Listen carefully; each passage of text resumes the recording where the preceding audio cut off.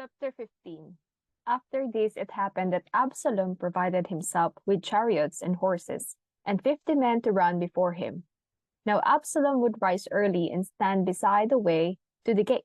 So it was, whenever anyone who had a lawsuit came to the king for a decision, that Absalom would call to him and say, "What city are you from?" And he would say, "Your servant is from such and such a tribe of Israel." Then Absalom would say to him, "Look, your case is good and right, but there is no deputy of the king to hear you." Moreover, Absalom would say, "Oh, that I were made judge in the land, and everyone who has any suit or case would come to me, then I would give him justice." And so it was, whenever anyone came near to bow down to him, that he would put out his hand and take him and kiss him. In this manner, Absalom acted toward all Israel who came to the king for judgment. So Absalom stole the hearts of the men of Israel. Now it came to pass, after 40 years, that Absalom said to the king, "Please let me go to Hebron and pay the vow which I made to the Lord. For your servant took a vow while I dwelt at Geshur in Syria, saying, if the Lord indeed brings me back to Jerusalem, then I will serve the Lord." And the king said to him, "Go in peace." So he arose and went to Hebron. Then Absalom sent spies throughout all the tribes of Israel, saying, As soon as you hear the sound of the trumpet, then you shall say, Absalom reigns in Hebron." And with Absalom went 200 men invited from Jerusalem, and they went along innocently and did not know anything. Then Absalom sent from Ahithophel the Gilonite, David's counselor, from his city, from Gilo, while he offered sacrifices. And the conspiracy grew strong, for the people with Absalom continually increased in number. Now a messenger came to David, saying, "The hearts of the men of Israel are with Absalom." So David said to all his servants who were with him at Jerusalem, "Arise and let us flee, or we shall not escape from Absalom. Make haste to depart, lest he overtake us suddenly and bring disaster upon us, and strike the city with the edge of the sword." And the king's servants said to the king, "We are your servants, ready to do whatever my lord the king commands." Then the king went out with all his household after him. But the king left 10 women, concubines, to keep the house. And the king went out with all the people after him, and stopped at the outskirts. Then all his servants passed before him, and all the Cherethites, all the Pelethites, and all the Gittites, 600 men who had followed him from Gath, passed before the king. Then the king said to Ittai the Gittite, "Why are you also going with us? Return and remain with the king, for you are a foreigner and also an exile from your own place. In fact, you came only yesterday. Should I make you wander up and down with us today, since I go I know not where? Return and take your brethren back. Mercy and truth be with you." But Ittai answered the king and said, "As the Lord lives, and as my lord the king lives, surely in whatever place my lord the king shall be, whether in death or life, even there also your servant will be." So David said to Ittai, "Go and cross over." Then Ittai the Gittite and all his men and all the little ones who were with him crossed over. And all the country wept with a loud voice, and all the people crossed over. The king himself also crossed over the brook Kidron, and all the people crossed over toward the way of the wilderness. There was Zadok also, and all the Levites with him, bearing the ark of the covenant of God, and they sat down the ark of God. And Abiathar went up until all the people had finished crossing over from the city. Then the king said to Zadok, "Carry the ark of God back into the city." If I find favor in the eyes of the Lord, he will bring me back and show me both it and his dwelling place. But if he says, thus I have no delight in you, here I am, let him do to me as seems good to him. The king also said to Zadok the priest, are you not a seer? Return to the city in peace, and your 2 sons with you, Ahimaaz your son, and Jonathan the son of Abiathar. See, I will wait in the plains of the wilderness until word comes from you to inform me. Therefore Zadok and Abiathar carried the ark of God back to Jerusalem, and they remained there. So David went up by the ascent of the Mount of Olives, and wept as he went up, and he had his head covered, and went barefoot. And all the people who were with him covered their heads and went up, weeping as they went up. Then someone told David, saying, Ahithophel is among the conspirators with Absalom. And David said, O Lord, I pray, turn the counsel of Ahithophel into foolishness. Now it happened, when David had come to the top of the mountain, where he worshipped God, there was Hushai the Archite coming to meet him, with his robe torn and dust on his head. David said to him, if you go on with me, then you will become a burden to me. But if you return to the city and say to Absalom, I will be your servant, O king, as I was your father's servant previously, so I will now also be your servant. Then you may defeat the counsel of Ahithophel for me. And do you not have Zadok the Abiathar and Abiathar the priest with you there? Therefore it will be that whatever you hear from the king's house, you shall tell to Zadok and Abiathar the priests. Indeed, they have there with them their 2 sons, Ahimaaz and Zadok's son, and Jonathan Abiathar's son, and by them you shall send me everything you hear. So Hushai, David's friend, went into the city, and Absalom came into Jerusalem. Chapter 16. When David was a little past the top of the mountain, there was Ziba, the servant of Mephibosheth, who met him with a couple of saddled donkeys, and on them 200 loaves of bread, 100 clusters of raisins, 100 summer fruits, and a skin of wine. And the king said to Ziba, what do you mean to do with this? So Ziba said, the donkeys are for the king's household to ride on, the bread and summer fruit for the young men to eat, and the wine for those who are faint in the wilderness to drink. Then the king said, and where is your master's son? And Ziba said to the king, indeed he is staying in Jerusalem. For he said, today the house of Israel will restore the kingdom of my father to me. So the king said to Ziba, here, all that belongs to Mephibosheth is yours. And Ziba said, I humbly bow before you that I may find favor in your sight, my lord, O king. Now when King David came to Bahurim, there was a man from the family of the house of Saul, whose name was Shimei, son of Jerah, coming from there. He came out cursing continuously as he came, and he threw stones at David and at all the servants of King David. And all the people and all the mighty men were on his right hand and on his left. Also Shimei said thus when he cursed, come out, you bloodthirsty man. You rouge, the Lord has brought upon you all the blood of the house of Saul, in whose place you have reigned, and the Lord has delivered the kingdom into the hand of Absalom your son. So now you are caught in your own evil, because you are a bloodthirsty man. Then Abishai, the son of Zeruiah, said to the king, why should this dead dog curse my lord the king? Please let me go over and take off his head. But the king said, what have I to do with you, you sons of Zeruiah? So let him curse, because the Lord has said to him, curse David. Who then shall say, Why have you done so?"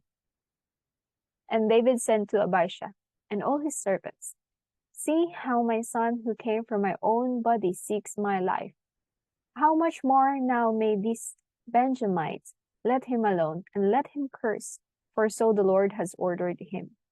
It may be that the Lord will look on my affliction, and that the Lord will repay me with good for his cursing this day." And as David and his men went along the road, Shimei went along the hillside opposite him, and cursed as he went, threw stones at him, and kicked up dust. Now the king and all the people who were with him became weary, so they refreshed themselves there. Meanwhile, Absalom and all the people, the men of Israel, came to Jerusalem, and Ahithophel was with him. And so it was, when Hushai the Archite, David's friend, came to Absalom, that Hushai said to Absalom, "Long live the king! Long live the king!" So Absalom said to Hushai, "Is this your loyalty to your friend? Why did you not go with your friend?" And Hushai said to Absalom, "No, but whom the Lord and this people and all the men of Israel choose, his I will be, and with him I will remain. Furthermore, whom should I serve? Should I not serve in the presence of his son? As I have served in your father's presence, so will I be in your presence." Then Absalom said to Ahithophel, "Give advice as to what we should do." And Ahithophel said to Absalom, "Go in to your father's concubines, whom he has left to keep the house, and all Israel will hear that you are abhorred by your father. Then the hands of all who are with you will be strong." So they pitched a tent for Absalom on the top of the house, and Absalom went into his father's concubines in the sight of all Israel. Now the advice of Ahithophel which he gave in those days was as if one had inquired at the oracle of God. So was all the advice of Ahithophel both with David and with Absalom. Chapter 17. Moreover, Ahithophel said to Absalom, "Now let me choose 12,000 men, and I will arise and pursue David tonight. I will come upon him while he is weary and weak, and make him afraid, and all the people who are with him will flee, and I will strike only the king. Then I will bring back all the people to you, when all return except the man whom you seek, and all the people will be at peace." And the saying pleased Absalom and all the elders of Israel. Then Absalom said, "Now call Hushai the Archite also, and let us hear what he says too." And when Hushai came to Absalom, Absalom spoke to him, saying, "Ahithophel has spoken in this manner. Shall we do as he says? If not, speak up." So Hushai said to Absalom, "The advice that Ahithophel has given is not good at this time. For," said Hushai, "you know your father and his men, that they are mighty men, and they are enraged in their minds, like a bear robbed of her cubs in the field. And your father is a man of war, and will not camp with the people. Surely by now he is hidden in some pit, or in some other place, and it will be, when some of them are overthrown at the first, that whoever hears it will say, 'There is a slaughter among the people who follow Absalom.' And even when he who is valiant, whose heart is like the heart of a lion, will melt completely. For all Israel knows that your father is a mighty man, and those who are with him are valiant men. Therefore, I advise that all Israel be fully gathered to you, from Dan to Beersheba, like the sand that is by the sea for multitude, and that you go to the battle in person. So we will come upon him in some place where he may be found, and we will fall on him as the dew falls on the ground. And of him and all the men who are with him, there shall not be left so much as one. Moreover, if he has withdrawn into a city, then all Israel shall bring ropes to that city, and we will put it into the river, until there is not one small stone found there. So Absalom and all the men of Israel said, the advice of Hushai the Archite is better than the advice of Ahithophel. For the Lord had purposed to defeat the good advice of Ahithophel, to the intent that the Lord might bring disaster on Absalom. Then Hushai said to Zadok and Abiathar the priests, thus and so Ahithophel advised Absalom and the elders of Israel, and thus and so I have advised. Now therefore send quickly and tell David, saying, do not spend this night in the plains of the wilderness, but speedily cross over, lest the king and all the people who are with him be swallowed up. Now Jonathan and Ahimaaz stayed at En-Rogel, for they dared not be seen coming into the city. So a female servant would come and tell them, and they would go and tell King David. Nevertheless, a lad saw them and told Absalom. But both of them went away quickly and came to a man's house in Bahurim, who had a well in his court, and they went down into it. Then the woman took and spread a covering over the well's mouth, and spread ground grain on it, and the thing was not known. And when Absalom's servants came to the woman at the house, they said, where are Ahimaaz and Jonathan? So the woman said to them, they have gone over the water brook. And when they had searched and could not find them, they returned to Jerusalem.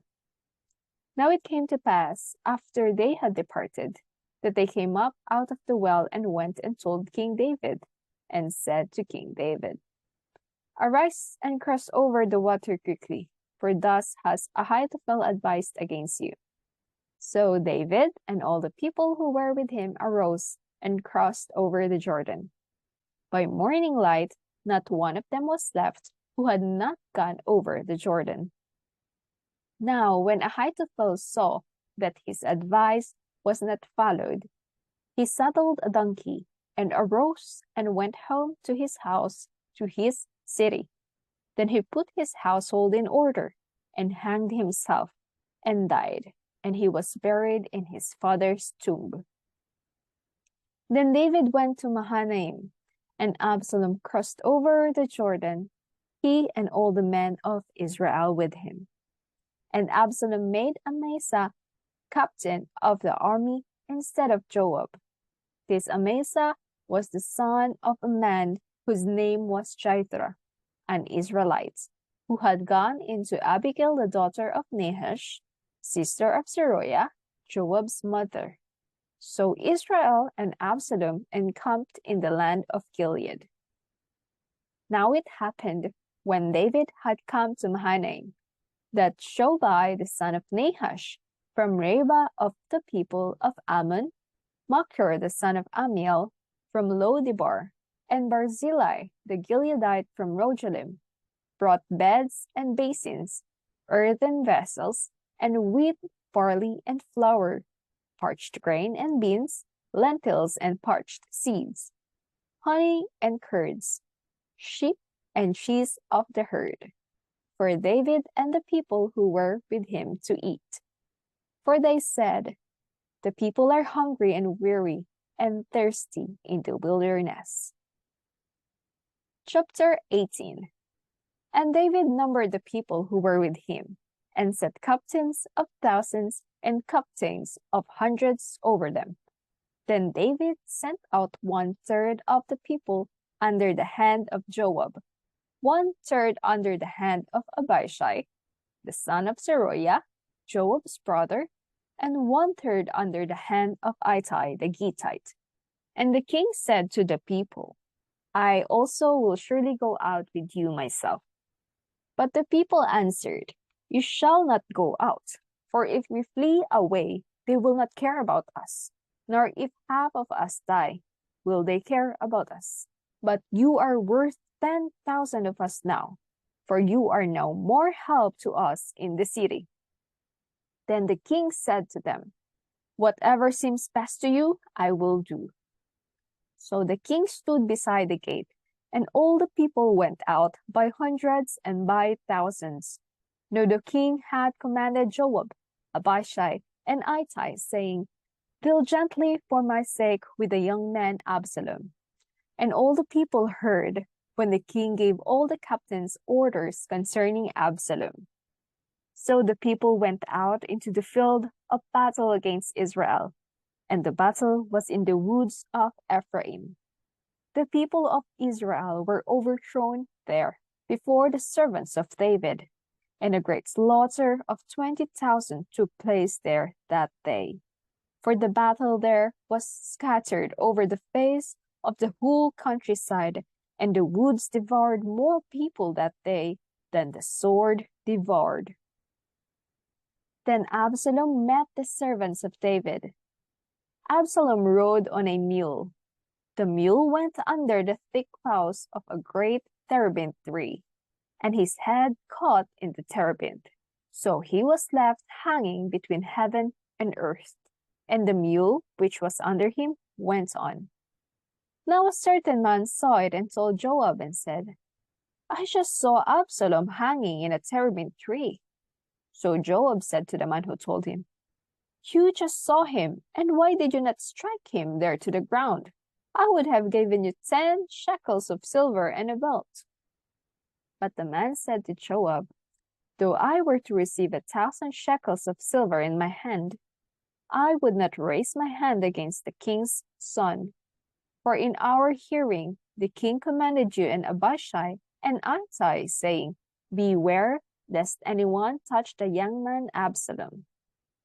Otherwise, I would have dealt falsely against my own life, for there is nothing hidden from the king, and you yourself would have set yourself against me. Then Joab said, I cannot linger with you. And he took 3 spears in his hand and thrust them through Absalom's heart, while he was still alive in the midst of the terebinth tree. And 10 young men who wore Joab's armor surrounded Absalom and struck and killed him. So Joab blew the trumpet, and the people returned from pursuing Israel, for Joab held back the people, and they took Absalom and cast him into a large pit in the woods, and laid a very large heap of stones over him. Then all Israel fled, everyone to his tent. Now Absalom in his lifetime had taken and set up a pillar for himself, which is in the king's valley. For he said, I have no son to keep my name in remembrance. He called the pillar after his own name, and to this day it is called Absalom's monument. Then Ahimaaz, the son of Zadok, said, Let me run now and take the news to the king, how the Lord has avenged him of his enemies. And Joab said to him, You shall not take the news this day, for you shall take the news another day. But today you shall take no news, because the king's son is dead. Then Joab said to the Cushite, Go, tell the king what you have seen. So the Cushite bowed himself to Joab and ran. And Ahimaaz, the son of Zadok, said against Joab, But whatever happens, please let me also run after the Cushite. So Joab said, Why will you run, my son, since you have no news ready? But whatever happens, he said, let me run. So he said to him, Run. Then Ahimaaz ran by way of the plain and outrun the Cushite. Now David was sitting between 2 gates, and the watchman went up to the roof over the gate to the wall, lifted his eyes and looked, and there was a man running alone. Then the watchman cried out and told the king, and the king said, If he is alone, there is news in his mouth. And he came rapidly and drew near. Then the watchman saw another man running, and the watchman called to the gatekeeper and said, There is another man running alone. And the king said, He also brings news. So the watchman said, I think the running of the first is like the running of Ahimaaz, the son of Zadok. And the king said, He is a good man and comes with good news. So Ahimaaz called out and said to the king, All is well. Then he bowed down with his face to the earth before the king and said, Blessed be the Lord your God, who has delivered up the men who raised their hand against my lord the king. The king said, Is the young man Absalom safe? Ahimaaz answered, When Joab sent the king's servant, and me your servant, I saw a great tumult, but I did not know what it was about. And the king said, Turn aside and stand here. So he turned aside and stood still. Just then the Cushite came, and the Cushite said, There is good news, my lord the king, for the Lord has avenged you this day of all those who rose against you. And the king said to the Cushite, Is the young man Absalom safe?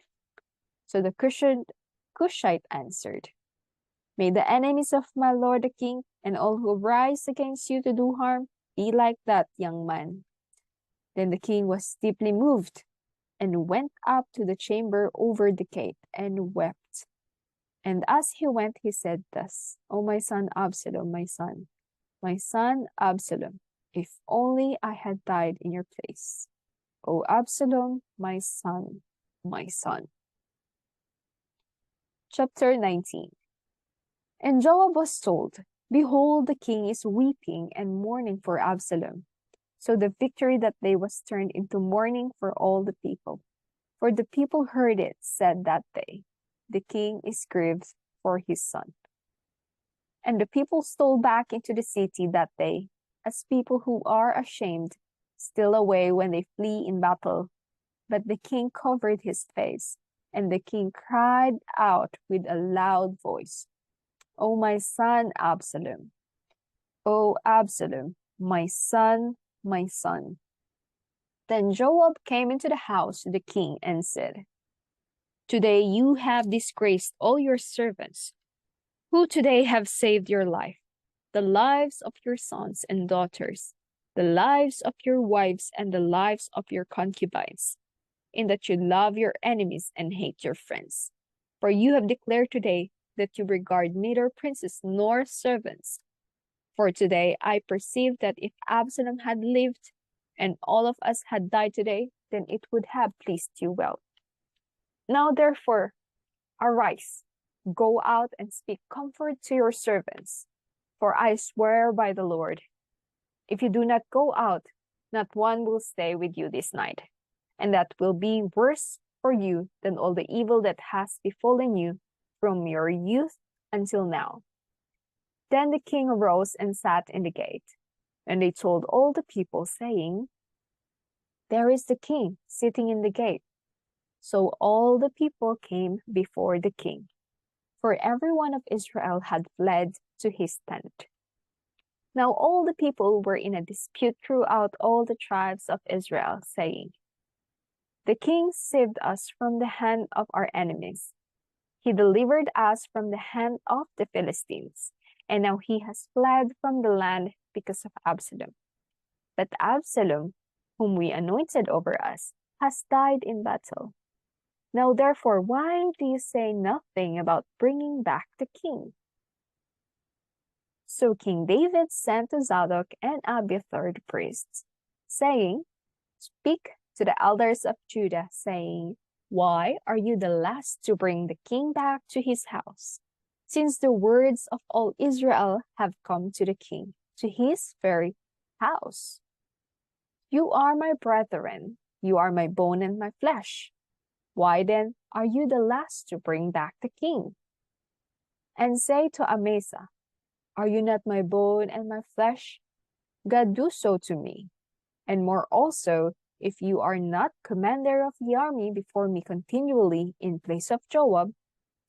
So he swayed the hearts of all the men of Judah, just as the heart of one man, so that they sent this word to the king, Return you and all your servants.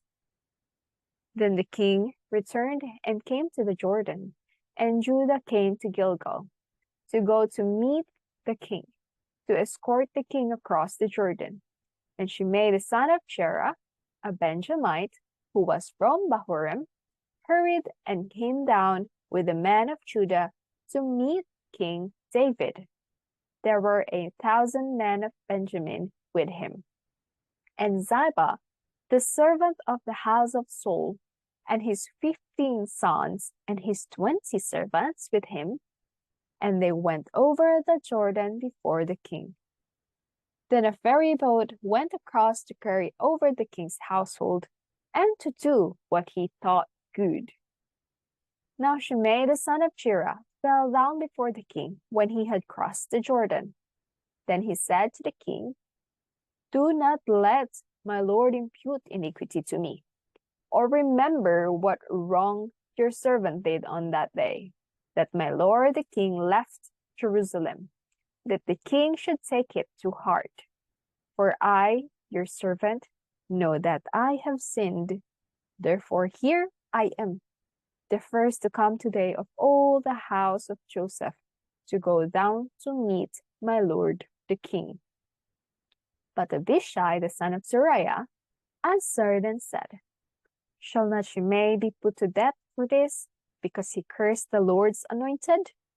And David said, "What have I to do with you, you sons of Zeruiah, that you should be adversaries to me today?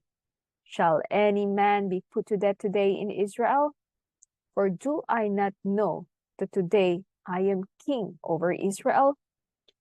Therefore the king said to Shimei, "You shall not die." And the king swore to him. Now Mephibosheth, the son of Saul, came down to meet the king, and he had not cared for his feet, nor trimmed his mustache, nor washed his clothes, from the day the king departed until the day he returned in peace. So it was, when he had come to Jerusalem to meet the king, that the king said to him, "Why did you not go with me, Mephibosheth?" And he answered, "My lord the king, my servant deceived me. For your servant said, I will saddle a donkey for myself, that I may ride on it and go to the king, because your servant is lame. And he has slandered your servant to my lord the king. But my lord the king is like the angel of God. Therefore, do what is good in your eyes.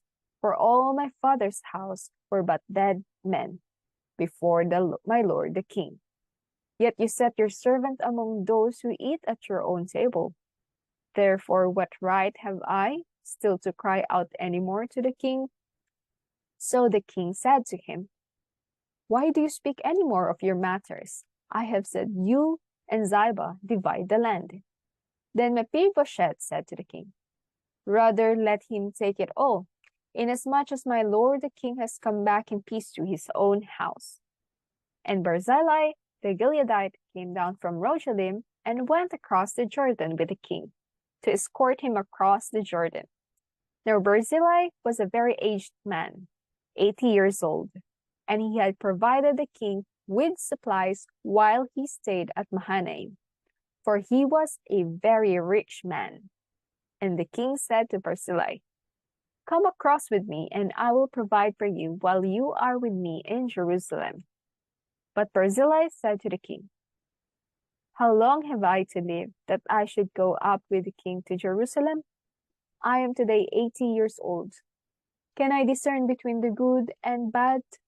Can your servant taste what I eat or what I drink?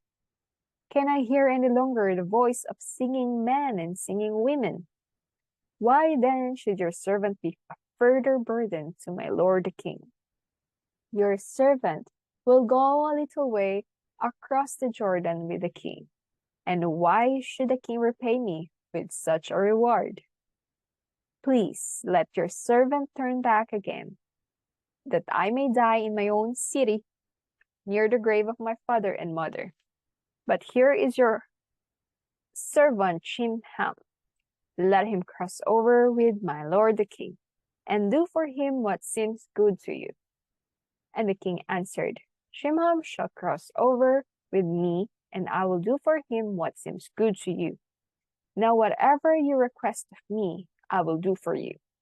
Then all the people went over the Jordan, and when the king had crossed over, the king kissed Barzillai and blessed him, and he returned to his own place. Now the king went on to Gilgal, and Chimham went on with him. And all the people of Judah escorted the king, and also half the people of Israel. Just then all the men of Israel came to the king and said to the king, "Why have our brethren, the men of Judah, stolen you away and brought the king, his household, and all David's men with him across the Jordan?" So all the men of Judah answered the men of Israel, "Because the king is a close relative of ours." "Why then are you angry over this matter? Have we ever eaten at the king's expense? Or has he given us any gift?" And the men of Israel answered the men of Judah and said, "We have 10 shares in the king. Therefore, we also have more right to David than you. Why then do you despise us? Were we not the first to advise bringing back our king?" Yet the words of the men of Judah were fiercer than the words of the men of Israel.